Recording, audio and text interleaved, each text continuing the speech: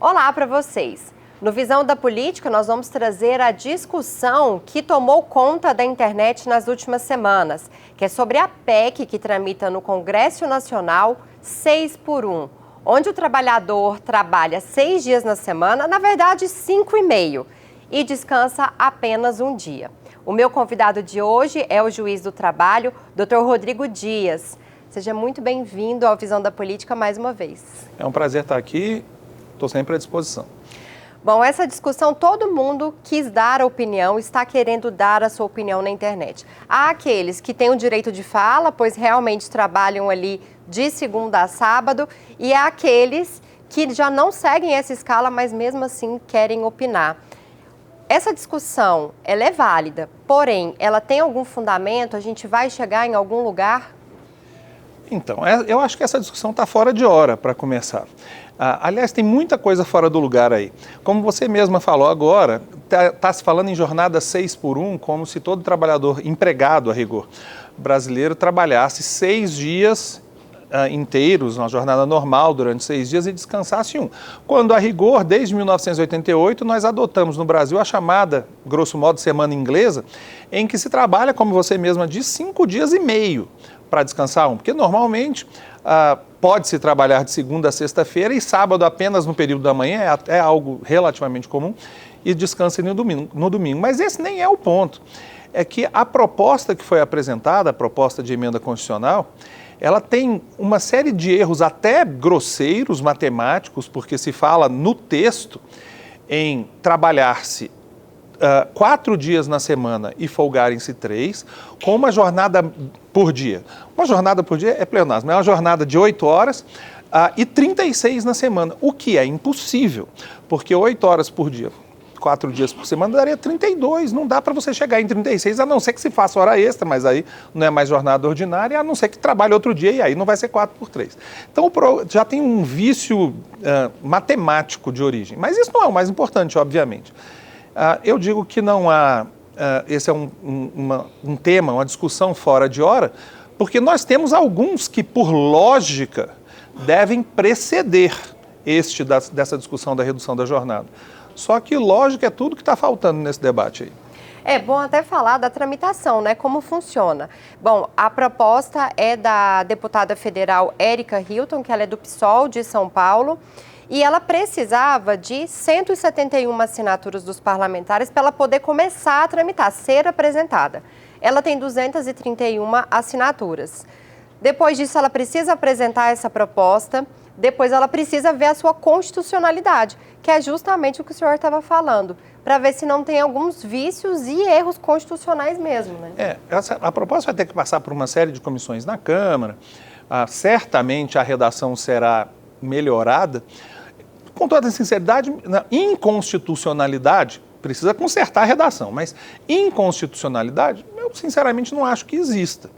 O que há é uma falta de lógica, tem muita coisa que a gente pode colocar na Constituição que não ofende aos princípios, nem nada disso, mas que não causa, é inconveniente, é inoportuno, causa mais problemas do que numa primeira vista se aparenta. É o caso. Bom, vamos imaginar um cenário que esta proposta foi aprovada dessa forma. Lembrando que na proposta, a escala sugerida é 4 por 3 e não 5 por 2. Onde o trabalhador brasileiro vai trabalhar ali 4 dias na semana e vai ter 3 dias de descanso. O trabalhador brasileiro tem essa produtividade para conseguir trabalhar só 4 dias e atender a todas as demandas? Ele não vai acabar trabalhando muito mais? Mona Lisa, é lógico que é possível discutir redução de jornada, você até mencionou a 5 por 2, é possível discutir isso, é mais razoável até, né? Mas essa discussão está fora do lugar também pelo motivo que você mesma acabou de mencionar. Toda redução de jornada de trabalho, ela tem que ser acompanhada ou por um aumento de produtividade do trabalhador, ou por no nosso caso, teria muito espaço para isso, inclusive, uma redução substancial da carga tributária. Nada disso está previsto nesse projeto. Não vai haver, pelo menos até onde a vista alcança, redução de carga tributária. E, infelizmente, ainda que não seja por culpa do nosso trabalhador, e não é mesmo, Mas o trabalhador brasileiro tem uma produtividade muito baixa, comparada com países do mundo inteiro. Com os mais desenvolvidos, aí é uma goleada que a gente sofre. E é o que eles querem comparar. Ah, mas tal país adota essa escala. Mas e a produtividade? Né? Nos Estados Unidos, por exemplo, em que não há uma fixação de um teto que para cada trabalhador pode trabalhar, mas isso é fácil de pesquisar, Google, né? Você vê as pesquisas indicando que o trabalhador americano tem uma produtividade 4 vezes superior à do brasileiro. Bom, isso significa que a cada hora de trabalho de um trabalhador médio norte-americano, que não é o mais produtivo do mundo, longe disso, mas 1 hora de trabalho equivale a 4 nossas. Se o trabalhador brasileiro tivesse um grau de instrução, um grau de habilidade, conhecimento, etc., similar ao americano, dava para reduzir essa jornada, por exemplo, tranquilamente para 6 horas. Ele produziria tanto quanto, mais até, do que hoje, né? Mas isso não é verdade, isso não é um toque de mágica que faz isso mudar. É preciso investimento, educação, esperar, aguardar o tempo. Na década de 80, pelo menos a gente lê isso e toma por verdade, está publicado em tanto lugar, que a Coreia do Sul tinha índices de produtividade muito similares aos do Brasil. Isso já são mais de 40 anos. Eles investiram muito pesadamente em educação, seriamente em educação, e se desenvolveram de forma extraordinária. A produtividade de um trabalhador sul-coreano é muito superior à do brasileiro. Demorou 20, 30 anos para chegar lá. A gente precisa passar por todo esse processo. Se tivéssemos feito isso há 40 anos atrás, não estaríamos na situação que estamos hoje. Mas as coisas não se resolvem com um toque de mágica. Não há milagres a serem feitos aqui. Reduzir a jornada de 4 para 3, para 4 por 3, em primeiro lugar, não acredito de jeito nenhum que isso vai ser aprovado. Acho que não tem a menor chance. Mas vou tentar responder a sua pergunta. E se aprovasse? Bom, vai causar uma bagunça danada, né? Uma entropia, tecnicamente falando, que até para voltar ao equilíbrio, vai ter um custo muito grande. Não é difícil de perceber, não. Custo muito grande que eu digo é o quê? Inflação vai aumentar, desemprego vai aumentar, provavelmente a automação, né, vai aumentar.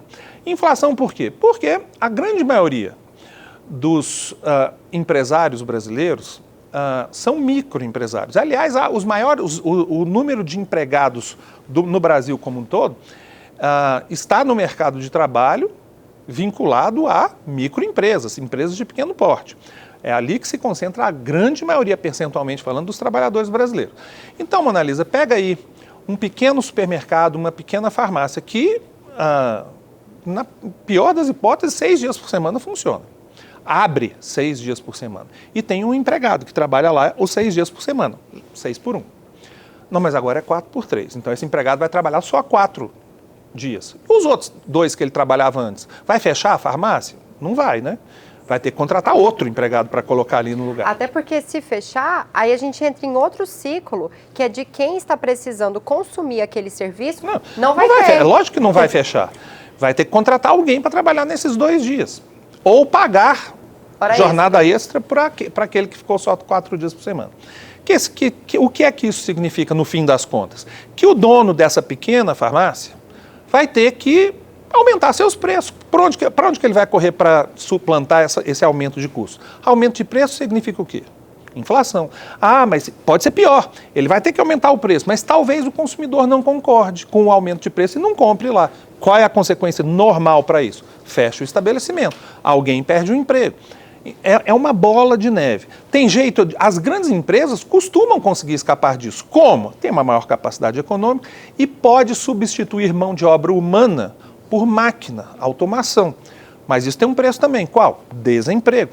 Então, não é uma ideia que possa ser implementada desse jeito, a toque de caixa, sem um estudo muito aprofundado. Existem, sim, setores em que é possível adotar a redução de jornada. Eu acho 4 por 3 um tanto exagerado. Mas existem setores que podem adotar. Mas, como o próprio governo federal, através do Ministério do Trabalho, muito bem, na minha opinião, pelo menos, se manifestou, isso deve ser feito por negociação coletiva, porque aí aplica-se essa regra para aqueles setores, para aquelas empresas em que isso é factível. Para todo mundo, na canetada, isso vai causar um desarranjo do tamanho do mundo. E talvez, como você bem disse, a discussão está no lugar errado. Primeiro teria que se discutir produtividade, educação, carga tributária, para depois chegar até esse momento onde será possível reduzir. Sim. Algumas áreas, a redução já adota-se 5x2. Você deve, quem nos ouve, você também, deve conhecer muita gente que trabalha de segunda a sexta e não trabalha sábado e domingo. Há muitos setores em que isso é possível. Nos bancos, trabalha-se de segunda a sexta, ordinariamente, 6 horas por dia. Há setores em que isso é possível. Generalizar para todos os setores, para apanhar as nossas pequenas empresas. O empresário está com a corda, pequeno empresário com a corda no pescoço, uma carga tributária extraordinária, é praticamente condenar esse pessoal ou a passar pelo que a gente acabou de falar, ou então para contratar trabalhadores na informalidade. Não tem registro, trabalha 6 dias por semana e vamos ver o que dá. Eu não posso acreditar que é isso que a gente deseja, né?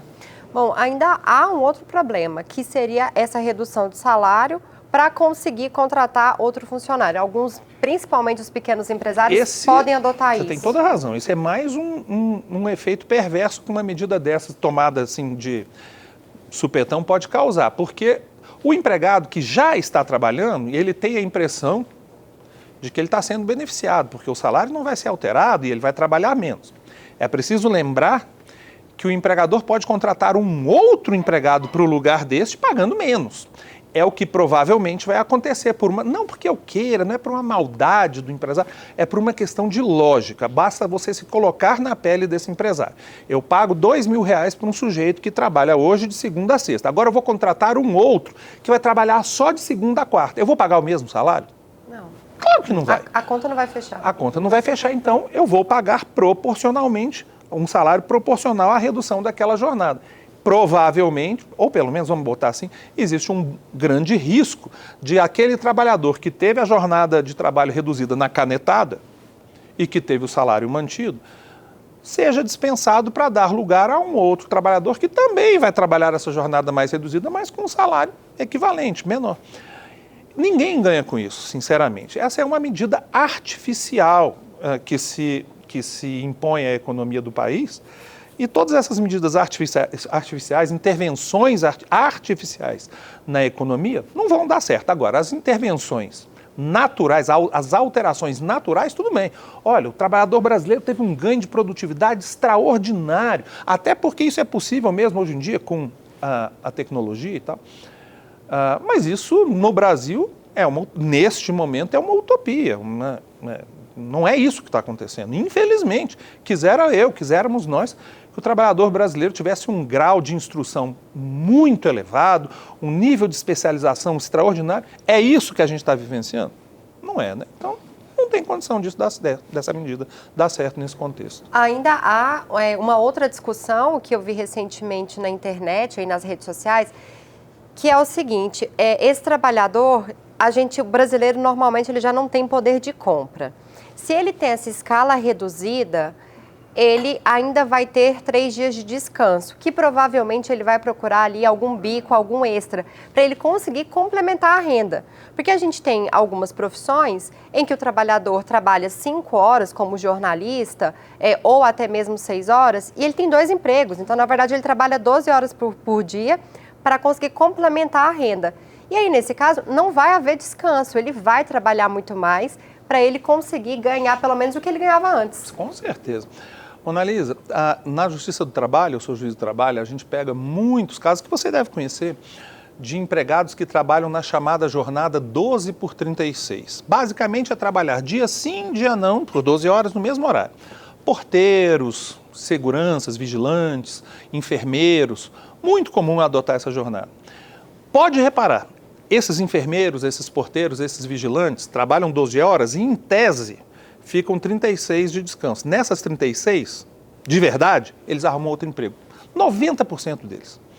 E aí é uma loucura, porque trabalha todos os dias por 12 horas. Por que eu estou dizendo isso? E voltando à PEC. Porque, com todo respeito, o discurso é falacioso, é enganoso. Não é verdade que o empregado vai ter, a partir da adoção dessa jornada aí, mais tempo para a família dele, que seria o ideal, para a cultura, para se dedicar aos amigos, para o lazer. Quem não quer isso? Eu quero, o bom, o belo e o justo, quem não quer, né? Mas isso custa, isso não cai do céu, é preciso uma contrapartida aí.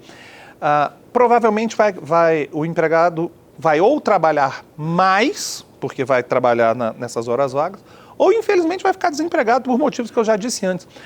Porque quando a gente adota um discurso realista, como o que eu estou espelhando aqui, passa-se uma impressão ao leigo de que é contra o trabalhador. Mas, na verdade, essa proposta, ao fim e ao cabo, vai massacrar o trabalhador mesmo. Nesses tipos de relações voluntárias, como é o caso da relação de emprego, quando, em momentos de crise, porque isso vai gerar crise, quem paga o pato normalmente é a parte mais fraca da relação, que no caso é o empregado. Então os trabalhadores precisam se atentar para um discurso falso, populista, em que muitos políticos se aproveitam desse momento, com todo respeito é o caso, se aproveitam desse momento para ganhar holofote sobre si, porque politicamente isso obviamente é vantajoso. Mas, do ponto de vista concreto, a proposta, com todo respeito, é desastroso. Mas, na verdade, eu sou capaz de apostar que não tem a menor possibilidade disso sequer ser levado à votação no Congresso, menos ainda ser aprovado. Agora, essa proposta tem a possibilidade, e tomara que assim seja, de gerar um debate mais pé no chão, mais franco, e aí, quem sabe, algumas medidas possam ser tomadas, né? Aquela ideia de que, não, mas na década de 60 criou-se o 13º salário, falavam que isso ia arrebentar as empresas, está aí o 13º salário. Pois é, alguns benefícios podem ser criados, mas todos os dados indicam é que nós já atingimos um ponto de equilíbrio, ou até além desse ponto de equilíbrio, no sentido de esgotamento de capacidade financeira do pequeno empregador. De tal forma que, de novo, nesse contexto, nesse cenário, esse tipo de medida, ela é artificial, ela é enganosa, ela é utópica, populista, mas não é verdadeira. Essa discussão pode ter sido jogada dessa forma, 4x3, para entrar num consenso no meio termo e chegar a 5x2? Essa é uma grande possibilidade, o tal do bode na sala, né? Não, 4x3 de jeito nenhum, mas então pelo menos a 5x2. É possível uma discussão sobre a adoção da 5x2, embora eu acho que haveria muitos problemas da mesma forma, mas pelo menos ela é uma discussão um pouco mais razoável. Não é uma coisa tão sem pé nem cabeça, com todo respeito, que era o caso. 5x2 muita gente já faz, mas outra vez, tem muitos empreendimentos que não têm condição de funcionar apenas 5 dias por semana. Eu, você, o nosso telespectador aqui, possivelmente frequenta os shopping centers. Não dá para o sujeito funcionar só 5 dias por semana. Se for obrigado a fazer isso, a que todos os seus empregados trabalhem apenas 5, obviamente ele vai ter que contratar mais. A gente precisa tirar da cabeça aquela ideia do malvadão e do explorado do outro lado. Não é essa a ideia. Vamos nos colocar, eu espero que quem me escuta, eu e você, que se a gente for um pequeno empresário, nós vamos ser honestos. Vamos partir desse pressuposto. Só que eu tenho um custo de R$10 mil e agora o meu custo vai ser de 12 por conta da implementação de uma medida dessa natureza. De onde que eu vou tirar esses 2? Porque eu não tenho de onde tirar para esse aumento de custo. A única alternativa que existe, a única, não tem outra, é aumentar um pouquinho o preço. Só que se todo mundo fizer isso, aumentar um pouquinho o preço, é inflação. Quem que paga esse preço? Eu, você, todos. Todo mundo é consumidor. Então, o sujeito vai ter uma vantagenzinha de um lado, uma desvantagem do outro, e essa vantagenzinha de um lado tem uma enorme chance de se transformar numa brutal desvantagem, porque o preço aumentou, eu e você estamos dispostos a pagar mais? Tem uma grande chance da resposta ser não. A gente nunca está disposto a pagar mais. O que vai acontecer se ninguém comprar lá naquela loja que teve que aumentar o preço? Essa loja vai fechar. O que vai acontecer com o empregado que trabalha nessa loja que achava que estava ganhando? perde o emprego. Esse é o raciocínio. As coisas podem melhorar? Podem. Eu acho até que devem. A tendência é essa, né, da evolução da humanidade. Só não pode ser desse jeito. Porque se fosse desse jeito, vou propor o salário de R$5.000, salário mínimo de R$5.000. Como não? Todo mundo vai ganhar melhor. Só que essas medidas são artificiais e não dão certo. Ou seja, aqueles que estão dizendo que só o trabalhador ele só vai ganhar e o empresário, sim, é que vai perder. Então, essa medida, ela não afeta somente a economia do país. Olha, esse discurso do empresário e trabalhador como inimigos já era preciso ser superado há muito tempo. É tão fácil de ver que isso não procede. Porque se o empresário perder, no limite, se ele perder muito, ele vai fechar as portas. Todo mundo perde. O empregado também perde, né? É óbvio. Assim, se o empregador que paga bem ao seu empregado, que aumenta o salário do seu empregado, que o empregado trabalha um número de horas razoável, o empregador que dá todo esse tipo de vantagem para o empregado, é porque o empregador também está indo muito bem. As duas coisas caminham juntas. Normalmente a gente vê isso muito facilmente na Justiça do Trabalho. O empregador cujo negócio começa a degringolar, que começa a ir mal das pernas, começa também a fraudar, violar, deixar de recolher, vários direitos dos empregados. As coisas caminham juntas. Esses dois atores não são inimigos, eles são parceiros daquele negócio. Isso é fácil de perceber. Essa ideia que colocaram na mente da população brasileira ao longo do tempo, e é difícil superar, de que o empresário é o malvadão e que quer explorar o sangue do trabalhador. Gente, o empresário brasileiro não são, como regra, esses grandes empregadores que estão aí nos noticiários, nas propagandas de rádios, jornais de televisão. É o pequeno empregador, é o sujeito lá da esquina que não raras vezes está numa situação muito parecida, muito similar com a dos seus empregados e que trabalha muito mais do que 8 horas por dia e 4 ou 6 dias por semana. Então, a gente precisa ter olhos mais voltados à realidade. Outra vez, se eu quisesse fazer um discurso populista, eu queria, vamos fazer 4. Não, vamos fazer 20 horas por semana. Todos os dias, de 8 ao meio-dia. Olha, é muito melhor, tem toda a tarde livre, né? Vamos aumentar o salário mínimo para muito. Que tal 3 meses de férias por ano? Não vai ser ótimo para todo mundo? Quem que paga essa conta? Alguém tem que pagar essa conta, e é esse o problema.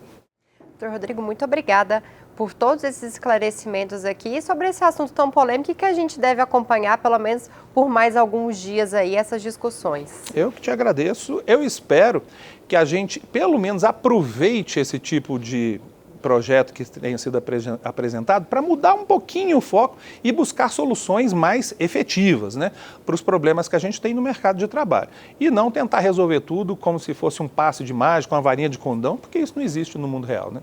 Obrigada. Muito obrigado. O Visão da Política de hoje fica por aqui. Eu convido todos vocês para continuar acompanhando a programação da TV Assembleia Legislativa e até mais.